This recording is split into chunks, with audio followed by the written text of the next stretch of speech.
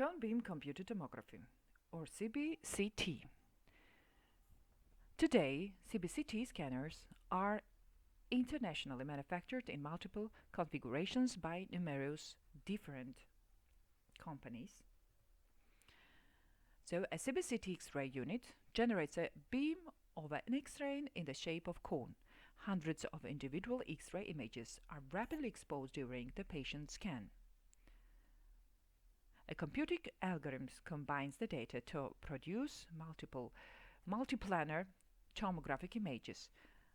The literal description is the technological term, so-called cone beam computed tomography. So, depending upon the manufacturer's model, the patient may be seated, just in this way, may be standing or supine position during the scan in any given CBCT X-ray unit. Here in this radiogram, in this figure, we can see the patient that is seated inside the unit of the computed tomography. And in most dental practices opt for standing. They offer for standing or seated version because the unit will occupy less floor space. So this one shows the real example for this choice, this type of choice of device. However, unlike a panoramic unit,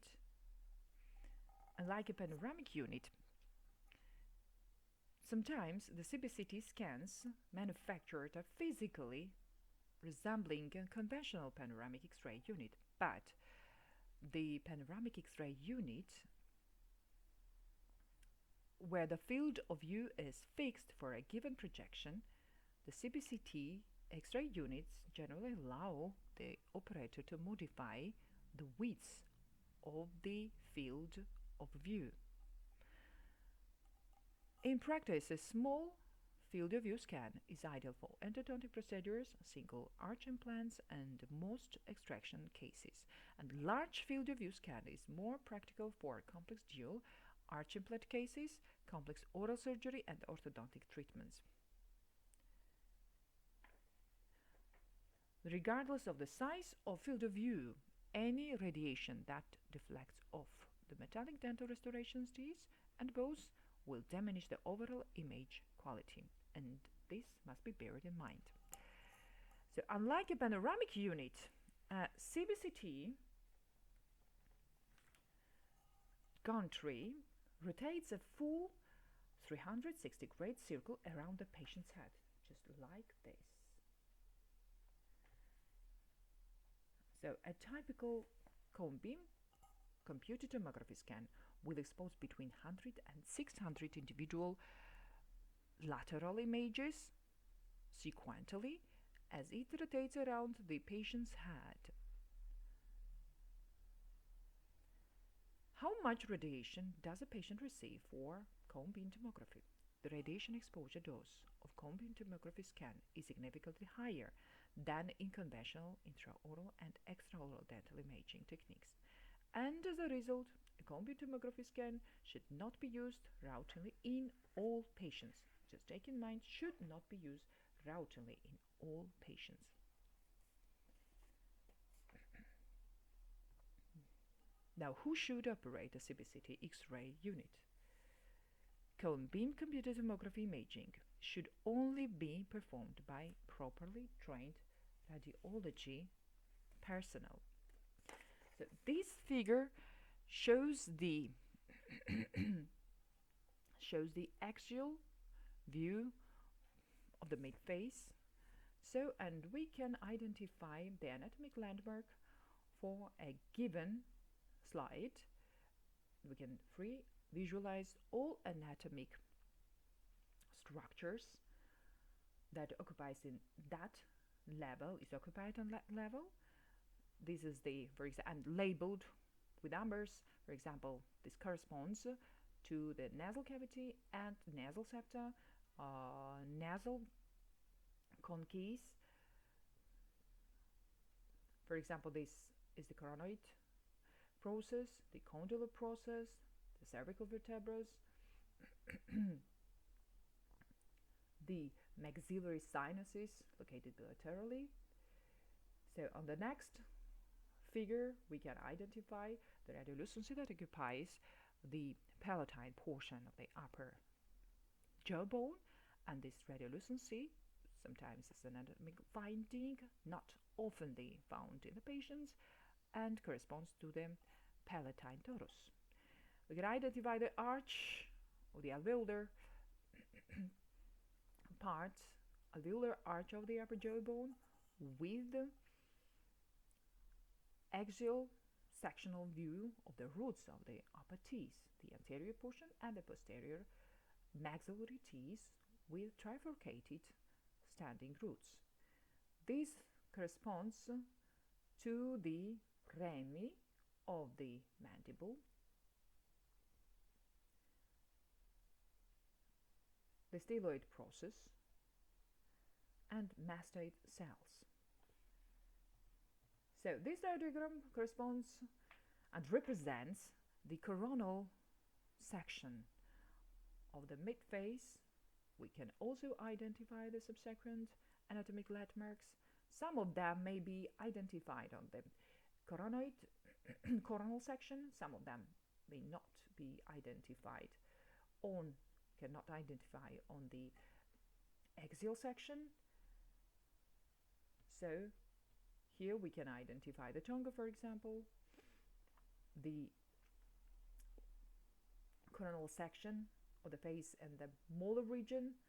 We can identify the molar teeth with restorations, of course, the mantle foramina and its opening on the outer cortical layer of the mandible, the maxillary sinuses, the conches, the septa, and the palatine part of the upper jawbone. So these are the anatomic landmarks, the major anatomic landmarks, and some of the others also that are well identified on the computed tomography imagings. So let's talk about the applications of the computed tomography, because it's advanced technologic this type of X-ray imaging is highly applicable in dentistry, in craniomaxillar surgery, in orthodontics, and of course for many purposes in endodontic therapy and dentistry. So the cone beam tomography, besides its rather high X-ray exposure than other conventional extraoral imagings,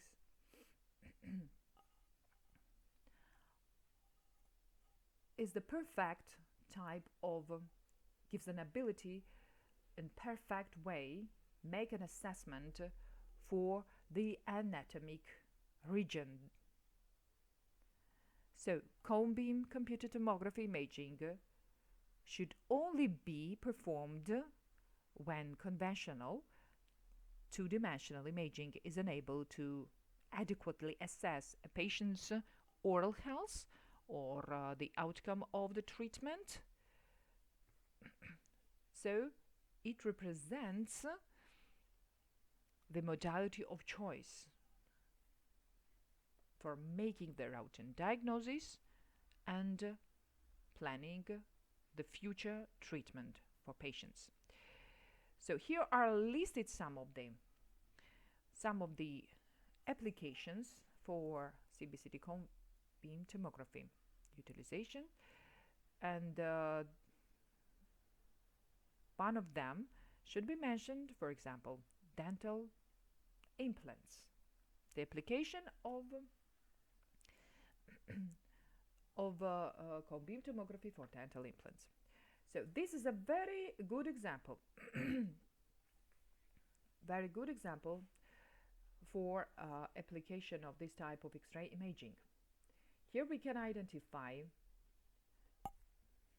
the panoramic X-ray imaging, panoramic X-ray imaging post-implant placement case. So here we have the labeled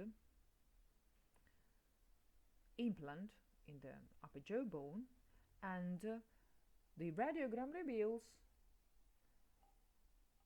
that both of them, both implants, and the labeled one especially, which we have to make and pay attention, appear well positioned with no errors. But now we identify and see on this radiogram that the labeled implant that, for example, in this panoramic X-ray shows an excellent placement. Here the implantation is failed because the implant perforates the outer cortical layer of the jawbone. So this type of implantation is estimated as a failed implantation, and the CBCT cone beam tomography assessment and imaging gives us ability to identify the placement of the implant either in the right way or in error. So here on the next radiogram we see adequately placed excellent implantation with adjusted abutment on the upper jawbone. The next figure shows us the cone beam computed tomography for the patient lower jawbone with metastatic osteosarcoma. And the scan reveals the classic type of sunburst, characteristic sunburst appearance of this type of malignant tumor.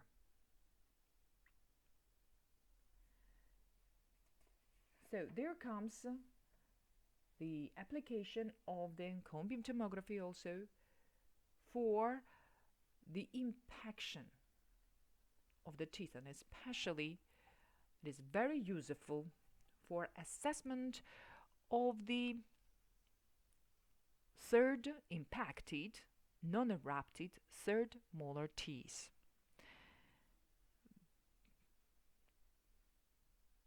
Because extractions of impacted mandibular third molars often are complicated by their proximity to inferior alveolar canal. Relying on the conventional two-dimensional panoramic image or intraoral periapical imaging, those type of two-dimensional imagings inadequately relate the impacted tooth to the canal. But cross-sectional views will more accurately relate the positions of the two objects, the impacted third lower molar and the inferior alveolar canal with inferior alveolar nerve inside, to one another. This ability of assessment gives the surgeon a unique possibility to choose the adequate approach for extraction of the third molar without further complications such as loss of the semi-lateral site of sensation due to the damage of the infraalveolar nerve. So there comes the application of the cone beam tomography for the assessment of the temporomandibular joint. This figure shows a good example for the right and left temporomandibular joints of a 7th patient. On the right side, we identify the huge radiolucency, which corresponds to the damaged condylar part. Located the glenoid fossa also, enlarged with glenoid fossa.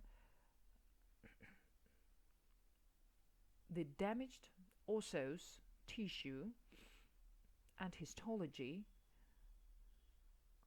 of the condylar, right condylar head of a mandible.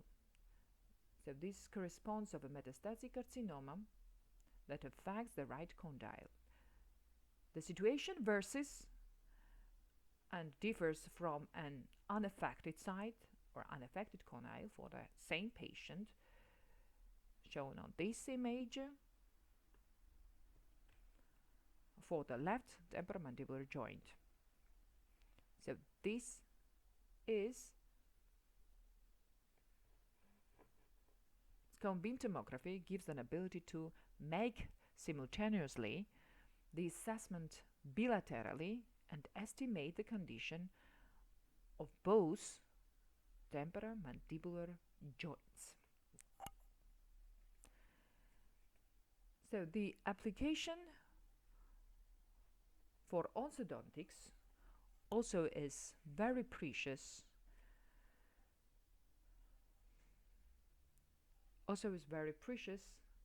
In dentistry,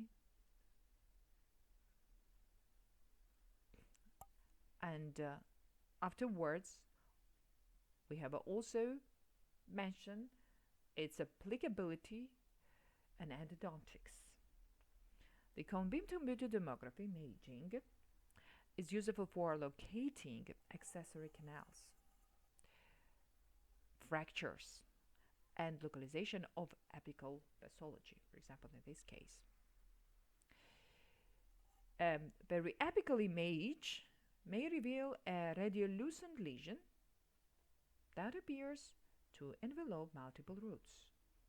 And sometimes, and in almost all cases, this does occur. We see the radiolucency that is attached to the apical part of the tooth roots. We mean just the multiple rooted teeth, and the radiolucency imaged on the two-dimensional conventional intraoral periapical imagings may indicate towards the inflammation that envelopes all of the teeth, all of the roots of multi-rooted teeth. But, however, a cross-sectional image may reveal the different condition and may reveal that the radiolucency is actually attached to only a single root, which will then alter the treatment. So, this type of image, and especially its sagittal view of the lower mandibles, reveals that the only one tooth, the only one root of a given mandibular molar teeth is affected with the periapical inflammatory lesion, not the other one. So the treatment will conducted, the endodontic treatment will be conducted for a given root that is associated towards the inflammatory process. So this reduces, we have to mention that the cone beam tomography X-ray units designed to image a single quadrant, as in this case for endodontics highly used, with a small field of view, is ideally suited for endodontic procedures and reduces overall scatter radiation and exposes the patient to significantly less radiation compared with other scans.